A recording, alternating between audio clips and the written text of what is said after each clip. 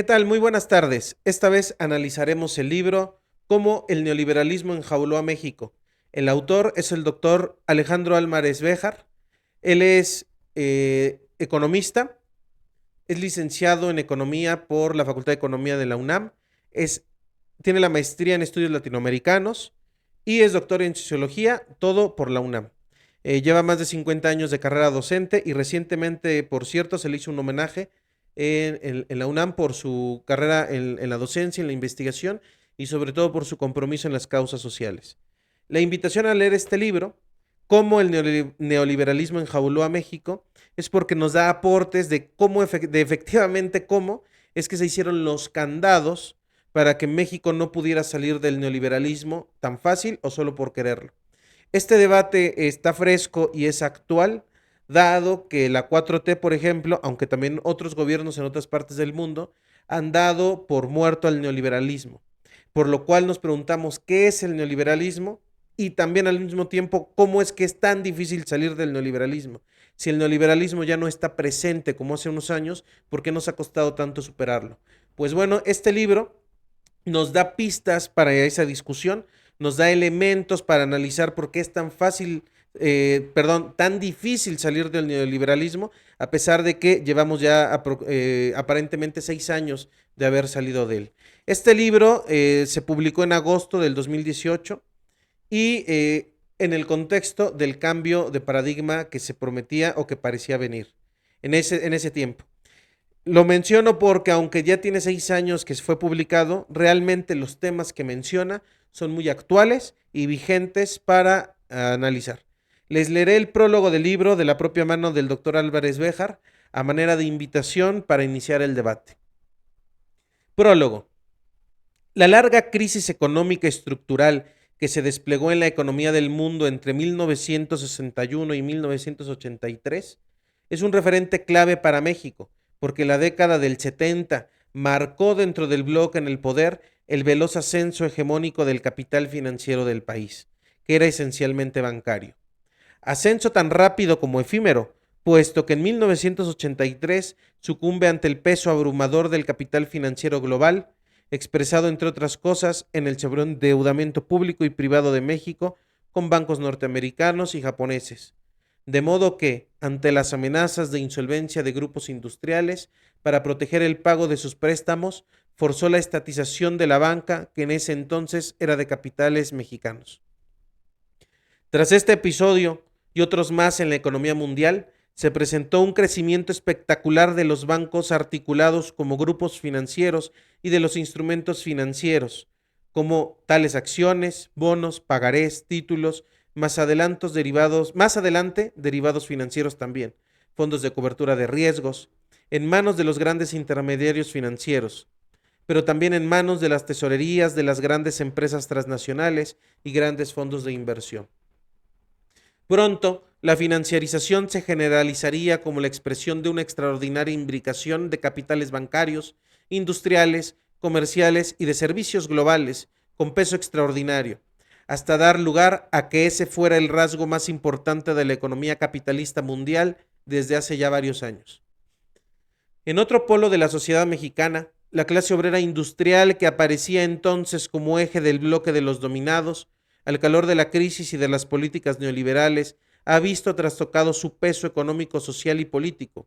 por cargar con los costos de la violenta rearticulación de las ganancias, para recuperar la acumulación del capital a través de una reorganización de la producción y las finanzas, forjada en México tras un largo caminar mediante condicionamientos del FMI y del Banco Mundial, imposición de políticas de austeridad presupuestal, programas de cambio estructural y candados sobre las políticas públicas. En ese largo proceso, vivimos en paralelo la emergencia política de los sectores medios proletarizados, de la población indígena y el campesinado depauperizado y migrante, así como de los trabajadores urbanos no asalariados. Y junto a una progresiva feminización creciente de la fuerza laboral, se profundizó el fenómeno de la proletarización, la inequidad y la exclusión económica de las mujeres, o ambas cosas. También tenemos que, con el pretexto del combate a las drogas, decidido en 2006 por el gobierno panista de Felipe Calderón, se impuso la criminalización de los jóvenes, tras haberse expandido como nunca antes el capitalismo criminal, cultivo y trasiego de drogas, de personas, extorsiones, secuestros, lavado de dinero, etc. Al punto de que un estudio del Congreso mexicano calcula que esas actividades llegan recientemente al 10% del PIB, o sea, un negocio de alrededor de 60 millones de dólares. Ocupan a casi medio millón de personas del campo y la ciudad, incluyendo altos funcionarios de la administración pública federal y de los estados, personajes de los grandes grupos monopólicos y miembros de la fuerza de seguridad. La impunidad hoy se refuerza con los narcopolíticos y configura plenamente los rasgos de un estado criminal. En medio de este complicado entorno, en México maduraron dos clases fundamentales en toda sociedad mercantil: el capital, ahora bajo la hegemonía de una forma financiera, y el trabajo, asalariado, aunque mucho de él encubierto bajo la informalidad. Y con ellas maduró toda la formación social capitalista en México, que transitó de Estado-nación soberano a neocolonia norteamericana en la región de América del Norte, mediante reformas estructurales pactadas con el FMI y el Banco Mundial primero, que construyeron la jaula, luego con el TLC y finalmente con la Alianza por la Seguridad y la Prosperidad de América del Norte, el ASPAN.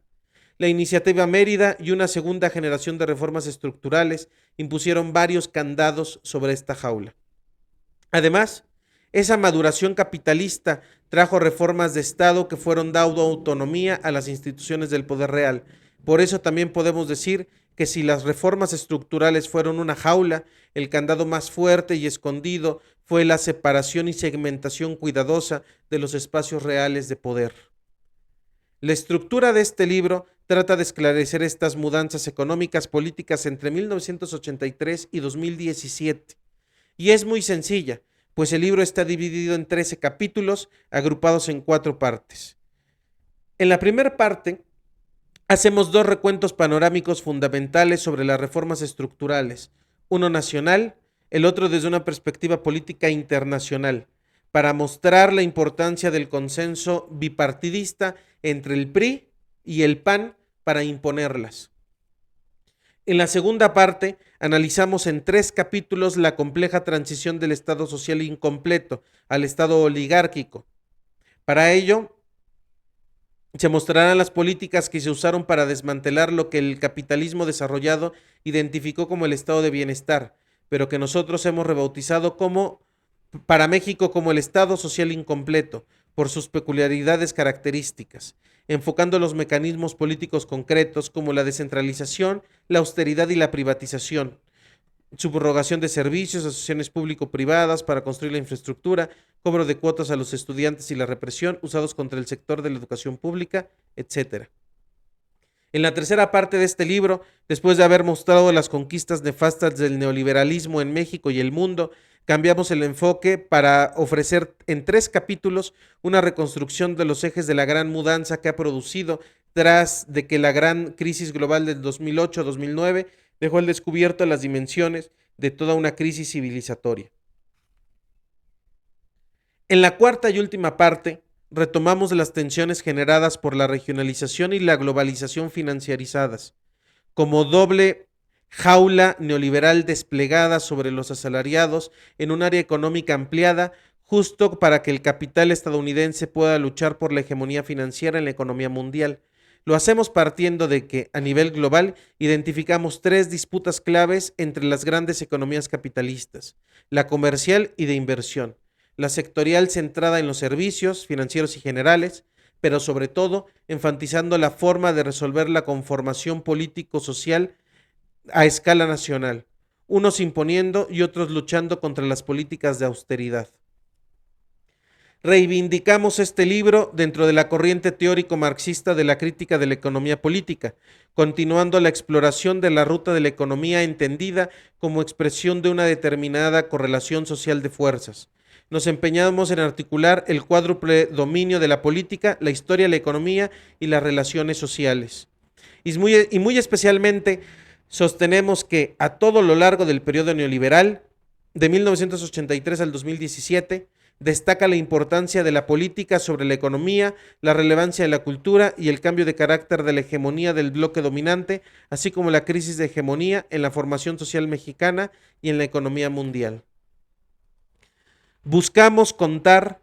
con una visión dinámica y analítica de la formación social mexicana, concreta, madura en términos mercantiles, basadas en el accionar del Estado y la lucha de clases, e inserta en la economía mundial dominada por el capital financiero global. Eso lo hacemos tratando a la economía mundial no como simple suma de sus partes, sino como decía François Chesney, basándose en Marx, como un todo orgánico, como una totalidad jerárquicamente diferenciada. Y sostenemos que el tratamiento conjunto de las relaciones entre Estados Unidos y México ayuda a mostrar elementos analíticos válidos para el resto de la economía mundial. En este material escrito con la idea de apoyar la formación política de los jóvenes, especialmente los llamados millennials, los nacidos entre 1990 y 2014, que son varios millones y forman la generación más educada, y ayudar a los no tan jóvenes que han vivido grandes cambios económicos, políticos y sociales, pero aún no cuentan con una visión sistematizada de las raíces de lo que vivían ni el sentido de lo que ha ido cambiando. Es, pues, un intento de balance y comunicación transgeneracional, compartiendo estudios, reflexiones, trabajos científicos y políticos, académicos y polémicas y debates, haciendo cuentas con el pasado de la gran corriente histórica de la izquierda mexicana, pero como ejercicio para superar la cultura neoliberal que nos confundió como colectivo desde principios de la década de los 80, y hay algunos que no estaban confundidos. Sabían lo que buscaba el neoliberalismo y su objetivo de enriquecer a unos pocos. Con toda responsabilidad explicitamos que en este libro no tememos reconocer que como izquierda militante debemos remontar viejos prejuicios y asumir que hemos vivido durísimas derrotas, materiales y políticas, en movilizaciones de trabajadores, huelgas, luchas guerrilleras, luchas electorales, sindicales, barriales, estudiantiles, campesinas, populares, todo ello en experiencias a menudo traumáticas, aunque no hemos vivido una derrota moral porque el neoliberalismo a muchos confundió, pero no pudo cooptarnos ni rendirnos a todos. Eso ha sido clave, pero a estas alturas ya es insuficiente, porque la complejidad de la situación actual radica también en que tenemos que avanzar sobre las experiencias colectivas e individuales, ejercitar en serio la tolerancia de las voces discrepantes y aprender a escuchar en las polémicas, respetar a los diferentes, practicar la igualdad de género y dentro de las comunidades, respetar la tradición, pero defendiendo la importancia del cambio cultural y político, empujando como alternativa una democracia participativa radical. Este es en muchos sentidos un recuento político-cultural del neoliberalismo en México, que recurrió como nunca antes a cambios políticos, culturales, económicos, ideológicos, teóricos e institucionales, movilizando a su favor los poderosos recursos de los medios de comunicación y del Estado para desorganizar las viejas conquistas laborales, contener las luchas sociales y disgregar a las llamadas por Gramsci clases subalternas. El sistema capitalista en que vivimos es por su propia naturaleza explotador, inequitativo, concentrador de la riqueza y multiplicador de la pobreza, pero también es un sistema que hace y rehace permanentemente sus fuentes de legitimidad, depura sus instituciones para consolidar su poder y cambia las reglas legales para contener las discrepancias y los desafíos al orden existente. Por eso no se cae, no se derrumba, hay que quitarle su poder sobre las masas. El gran físico teórico Albert Einstein identificaba al socialismo como el intento de superar y avanzar sobre la etapa predatoria del desarrollo humano.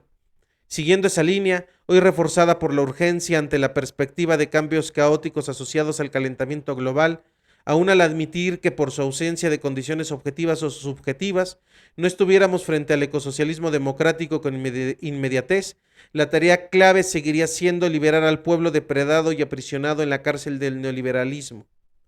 para perfilar un horizonte de época que despliegue una nueva cultura ecológica, planetaria, comunitaria, socialista, democrática, equitativa, tolerante de la diversidad. Generacionalmente, rompimos en forma definitiva con el mito de la Revolución Mexicana tras la masacre del 2 de octubre en Tlatelolco. A casi 50 años de distancia, conseguimos que sea un referente histórico para millones de mexicanos sin estar formalmente en los libros de historia.